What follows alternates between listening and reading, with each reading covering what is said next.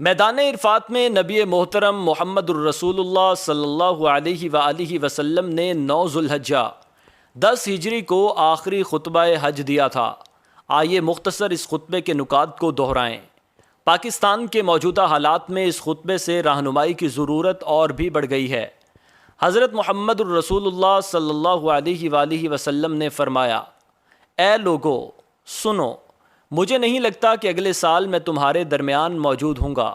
میری باتوں کو بہت غور سے سنو اور ان کو ان لوگوں تک پہنچاؤ جو یہاں نہیں پہنچ سکے۔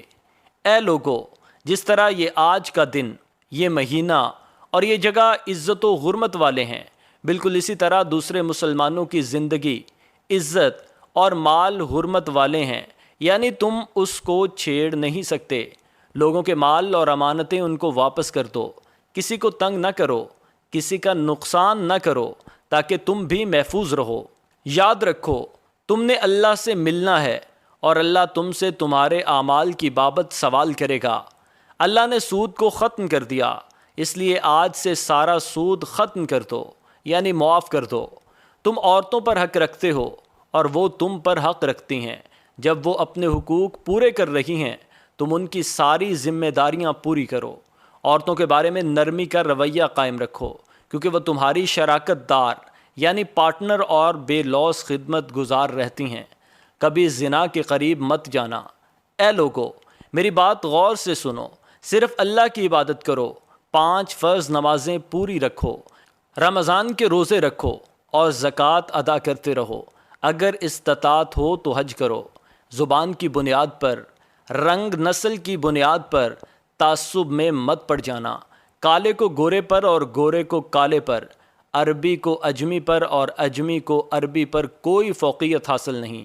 ہر مسلمان دوسرے مسلمان کا بھائی ہے۔ تم سب اللہ کی نظر میں برابر ہو، برتری صرف تقوی کی وجہ سے ہے۔ یاد رکھو، تم ایک دن اللہ کے سامنے اپنے اعمال کی جواب دہی کے لیے حاضر ہونا ہے۔ خبردار رہو، میرے بعد گمراہ نہ ہو جانا۔ یاد رکھنا، میرے بعد کوئی نبی نہیں آنے والا، نہ کوئی نیا دین لایا جائے گا۔ میری باتیں اچھی طرح سے سمجھ لو۔ میں تمہارے لیے 2 چیزیں چھوڑ کے جا رہا ہوں، قرآن اور میری سنت۔ اگر تم نے ان کی پیروی کی تو کبھی گمراہ نہیں ہوگے۔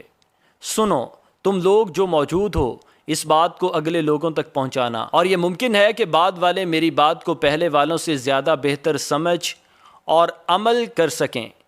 پھر آپ نے آسمان کی طرف چہرہ اٹھایا اور کہا، اے اللہ، گواہ رہنا، میں نے تیرا پیغام تیرے لوگوں تک پہنچا دیا۔ آئیے اس پیغام کو اور لوگوں تک بھی پہنچائیں۔ جزاک اللہ۔